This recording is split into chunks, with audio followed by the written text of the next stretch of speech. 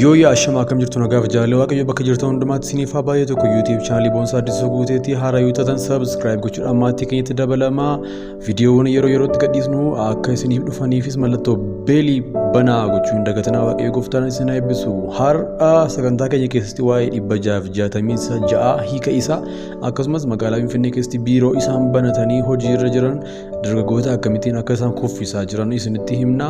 Kun icciitii guddaadha waan ta'eef aga xumura sagantaa keenyatti nu waliin turaan affeerra keenya jaalalaati. Do it! Yes you can! Just do it! Oduu of eeggannoo.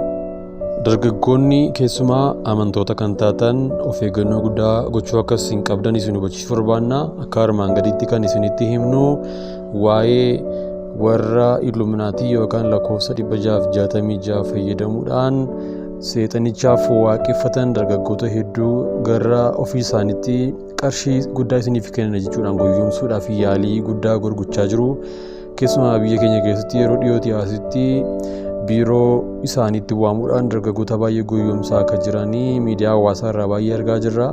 Kanaaf iyyuu qarshiiwwan gurguddaa sa'aatii 24 keessatti 100,000 ol isiniif gashanna jechuudhaan akkasumas sa'aatii 48 olitti birrii 150 isiniif gashanna jechuudhaan dargaggoota baay'ee goyyomsaa jiru. Kana irraa ka'uudhaan dhuga ba'umsa dargaggoota hedduu arguu ni dandeenya.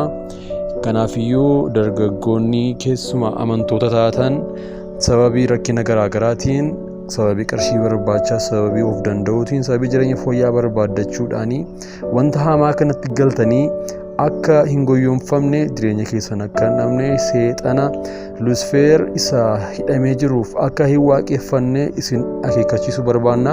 Magaalaa Finfinnee keessatti akkasumas magaalaawwan Oromiyaa garaagaraa keessatti dargaggoota hedduu goyyomsuudhaaf sooshaal miidiyaa irratti beeksisoota garaagaraa goyyomsaa kan of keessaa qabu maxxansanii namoota baay'ee ofitti dabalaa jiru. Mallattoo isaan yookaan ergaa isaan ittiin dargaggoota baay'ee goyyomsan keessaa akka armaan gadiitti isinitti himnaan hordofa.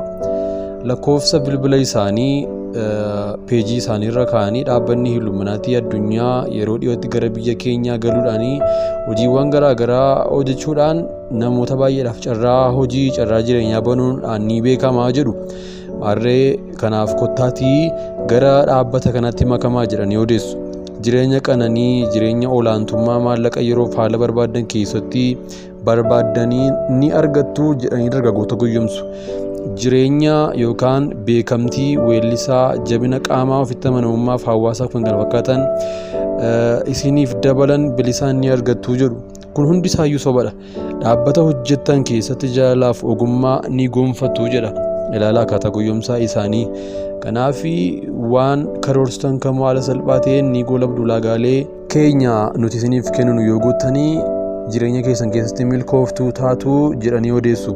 Mee ulaagaa isaanii ittiin namoota yookaan dargaggoota ofitti waaman keessaati isinitti himnaa yaadaan qabaa ilaala. Ulaagaalee galmee nama dhuunfaa guutamuu qaban 9 jedha. Tokkoffaan maallaqa sirna galatoof oolu. Sirna galatoo jechuun waaqeffannaa horii re'ee yookaan hoolaan isiniif qalamee galata itti galchitanii hafuurri keessanii fi hafuurri seexanichaa itti walitti makamu jechuudha. Iddoon sun iddoo itti isin waadaa galtanii jechuudha. Sadarkaa tokkoffaan qarshii 6,611, sadarkaa lammaffaan qarshii 4,611 akkasumas kanaa wajjiniin qarshii kana yeroo ergitan suuraa isa keessan ergitu lakkoofsa baankii daldala Itoophiyaa dhuunfaa isaanii qabu jarri kunuu jechuudha. Maqaa guutuu, teessoof bakka dhalootaa, bara dhalootaa, umurii, saala, hojii amma hojjechaa jirtu. Ulaagaalee armaan oliitti guutaniin booda dhaabbata irraa koodiin dhoksaan isiniif ergamu ni jiraata. Amma kana hin raawwattanitti miseensa waliin wal arguuf gara dhaabbataa dhufuun hin danda'amu jedha. Egaa namoonni miseensicha dhaabbata kana keessa turan akka dubbatanitti waan qabatamaa akka armaan gadiitti dubbatanii jiru. Amma wantoota armaan olii kana dubbatame kana raawwattanitti miseensa olaanaa yookaan miseensota siineerii achi keessa jiran wajjiniin wal arguu hin dandeessan akkasumas biiroo isaanii dhaquu hin dandeessan isaanis isiniif hin eeyyamanii jechuudha. Kana kan dubbate namoota achi keessa turan dhuga ba'umsa irrattidha jechuudha. Kanaaf haaluma kanaan miseensa isaanii taatanii erga xumurtanii booddee faayidaawwan garaagaraa isiniif kennamuu ni dubbatu. Kaffaltii sadarkaa tokkoffaan qarshii 100,000, kaffaltii sadarkaa lammaffaan qarshii 400, kaffaltii sadarkaa sadaffaan qarshii 200,000 jedhanii dargaggoota baay'ee ofitti waamuudhaaf baay'ee namaa jiru jechuudha. Qarshiin isin jalqaba kaffaltan qarshii galatoo waaqeffannaa yookaan kakuu itti galtan isaan jedhanii dubbatanidha. Qarshiin isin sirna galatoof kaffaltan baasii dhuunfaa keessan irraa ta'uu hubadhaa jedhanii jalqaba yeroo galmooftu qarshii 6,000, 4,000 yookaan 3,000 erguu ni dandeessa jechuudha akka sadarkaa keetiitti. 666 Namoonni hedduun waa'ee 666 irratti waan hedduu haasa'u. Waan kana shallaguuf garuu ogummaan akka barbaadamu macaafni qulqulluun nutti himeera. Wanti kun maqaa namaaf akka dhaabbatus macaafumatu nutti dubbata. Seexannii fi lakkoofsi kun akka walitti dhufeenya qaban kan addunyaa beeksise macaafa qulqulluudha.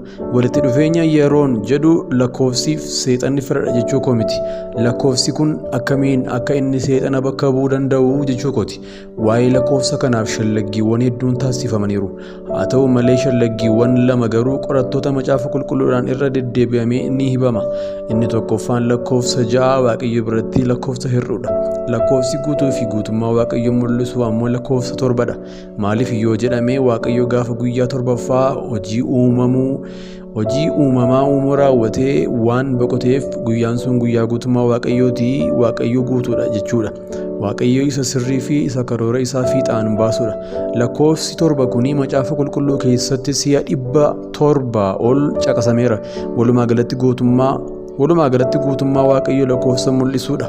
Yeroo lakkoofsi 7 kun guutummaa Waaqayyo mul'isu 6 immoo 7 guutuuf tokko waan hir'atuuf lakkoofsa hir'uudha. Afaan macaafa qulqulluun waan hin xumuramne waan guutuu hin taane lakkoofsa 6 ibsama.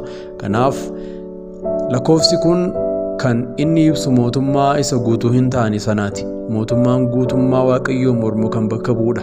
Mootummaan guutummaa Waaqayyootiin mormu immoo isa Waaqayyoo fi iddoo buufata isaatii hir'atee seexanadha. Lakkoofsi 6 kun 3 ta'uun isaa immoo maaliif ree? Warra jedhaniif immoo bineensota sadan the three beasts warra bara dhumaatti mul'atan kana bakka bu'aa jechuudha. Bineensonni sadan kun akka Waaqa Abbaatti, akka Waaqa Ilmaatti, akka Hafuura Qulqulluutti kan mootummaa isaanii dhaabbachuu kajeelanidha. Lakkoofsi 6 kunis 3 ta'ee wal bukee taa'uun isaa waa'ee sadan tokkummaa bineensota kanaa kan ibsudha. Bineensonni kunis isa samii irraa kufe mul'ata boqonnaa 12 lakkoofsa 3 bineensicha isa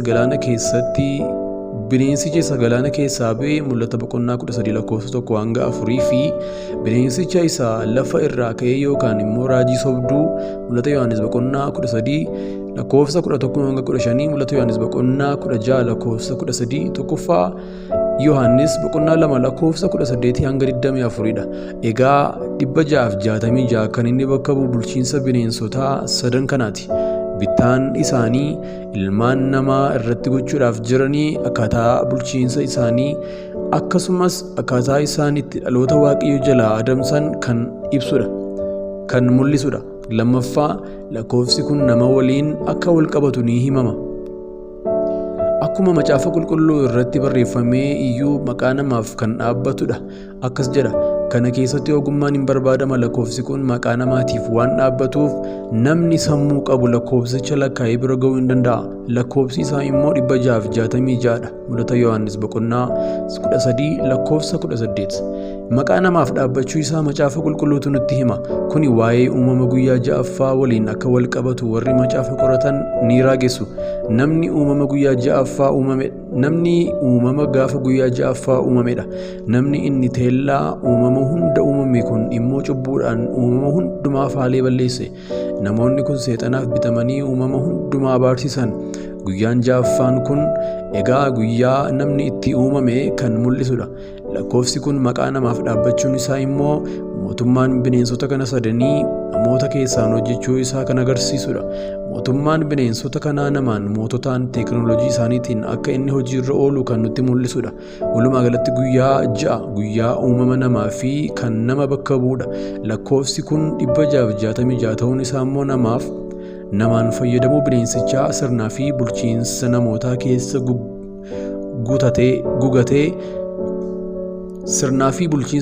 keessa gugatee dhiiga dhalootaan taphachuu bineensichaa kan ifoomsudha. Warreen kun lamaan gabaabaatti lakkoofsa kana ibsu jedhamanii kanneen kaa'amanidha. Haa ta'u iyyuu malee yeroon itti bineensi kun mul'atu yoomidha? Dooktiriniiwwan garaa garaatu dhimma mul'achuu bineensa kanaa irra jira. Haa ta'u malee iyyuu macaafni iskaatoolojii waliigalaan ergaa wal fakkaataa tokko qabu. Yeroon bineensichi ifaa fi ifaan mul'atee namootatti milikkita godhu yeroo rakkoo waggaa 7 the 7-year great revelation akka ta'edha. Yeroo sana immoo waldaan kiristaanaa akka isheen lafa kana irra hin jirretu himama. Amma waldaan kiristaanaa lafa irra jirtutti balballi gaannam ishee irratti aboo hin qabu. Lafa kana irra osoo waldaan jirtu bineensichi mul'achuu akka hin dandeenye qorattoonni bara dhumaa hedduun irratti walii galaniiru. Amma yeroon kun yeroo weedduu jala bultii bara bineensichaati. Sochiiwwan gareen iccitiiwwan gochaa jiran garaa dhalootaan guyyaa mul'achuu abbaa isaaniif qopheessudha. Yesuus otoo hin dhufin dura waa'een isaa jala bultii akkuma himamaa ture. Ammas osoo seexanni abbaan isaanii hin mul'atin akka isaan jala bultii weeddisaa jirantu himama. Sochiiwwan ajaa'ibsiisaa gochaa jiru. Teeknooloojiidhaan, industirii muuziqaatiin, waraanaan, sanyummaadhaan, beelaan, balaa garaa garaatiin of mul'isaa jiru. Aniif ati macaafa qulqulluu awwaara nyaachifnee teenye, isaan garuu guyyaa mul'achuu abbaa isaaniif haalduree hundumaa qopheessanii addunyaa to'atanii jechuu ni dandeenya. Bara kakuu moofaatti Kiristoos qaama foonii uffatee lafa irratti mul'achuu baatus hafuuraan Abrahaam dura akka ture sagaleen Waaqayyoo dhugaa nuuf ba'a. Fooniin mul'achuu isaa waggoota 2022 fuula dura deebi'ee mul'achuun isaa raajota Waaqayyoon bara kakuu moofaatti raajameera. Matumaa isaan Kiristoos deebi'ee akka dhufu dubbateera. Ergamoonni kakuu haaraas dubbataniiru. Egaa bara kakuu moofaatti ta'ee bara kakuu haaraattis raajotaa fi ergamoota Waaqayyoon waa'een Kiristoos haalaan lallabameera. Humni isaas hojjetaa ture, har'as hojjechaa jira. Akkasuma seexanni waan hojjetu hundumaatti sadan tokkummaa Waaqayyoo God Trinitiitti of fakkeesseera.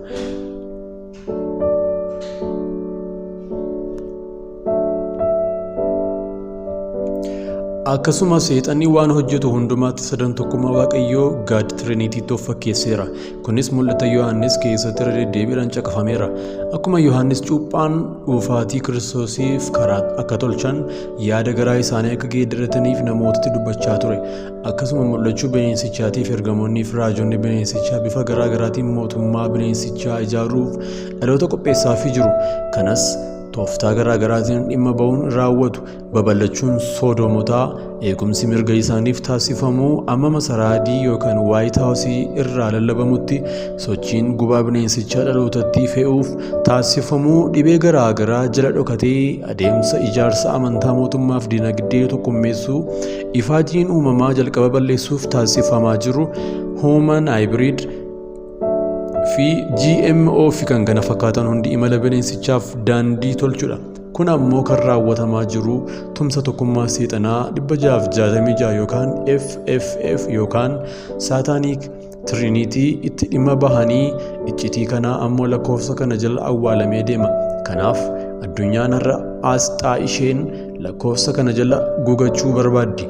Namoonni hedduun har'a lakkoofsi FF hojiitti hin jiru jettaan hojiitti jira isiniin jechuun fedha.